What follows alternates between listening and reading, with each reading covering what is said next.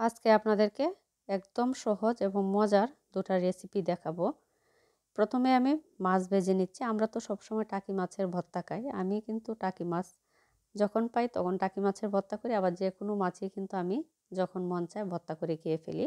এখানে আমি তেলাপিয়া মাছ বড় বড় পিসগুলো ছিল 3 পিস নিয়েছি। ভালো করে সামান্য একটু হলুদ আর একটু লবণ দিয়ে ভেজে নিচ্ছি।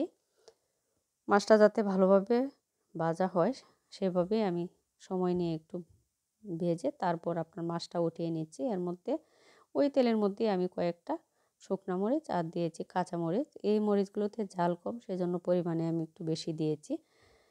এরপর মরিচটাও একটু সময় নিয়ে ভালো করে ভেজে নিচ্ছি। এই তেলের মধ্যে আমি আবার দিয়েছি পেঁয়াজ কুচি আর দিয়েছি আদা কুচি।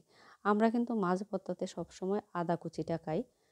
ধনিয়া পাতাও দেওয়া যায়, আমার বাসায় আজকে ধনিয়া পাতা ছিল না, সেজন্য দিই নাই। আদা কুচি দিয়ে এভাবে মাছ ভর্তা করে খেয়ে দেখবেন, কি যে সুন্দর একটা ঘ্রাণ আসে। অনেকেই রসুন দেন, আমরা রসুন দিই না, পেঁয়াজ দিয়ে ভর্তাটা করি।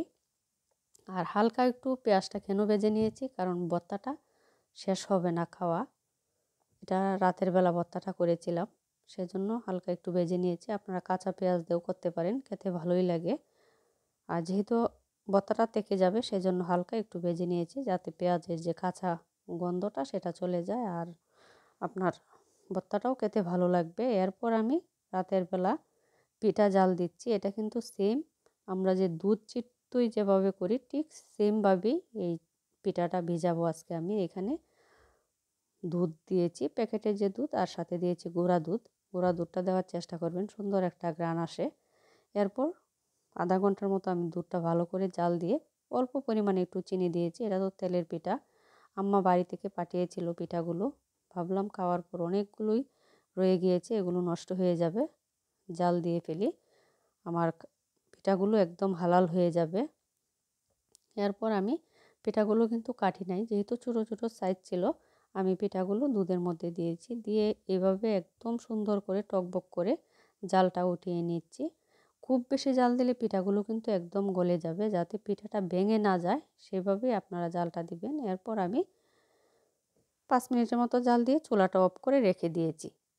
আর দুধের পরিমাণটাও একটু বেশি দিতে হবে, যাতে পিঠাগুলো দুধের মধ্যে একদম সুন্দরভাবে ভিজে যায়। এরপর আমি এটা সকালবেলা একটু পিঠা দেখাচ্ছি আপনাদেরকে যে কতটুকু নরম হয়েছে। দেখুন, আমি কিন্তু আস্ত পিঠাই দিয়েছিলাম, একদম ভেঙে গিয়েছে। এত সুন্দর নরম তুলতুলে হয়েছে পিঠাগুলো, মুখে দেওয়ার সাথে সাথে মনে হয় একদম তুলার মতো গলে যাচ্ছে।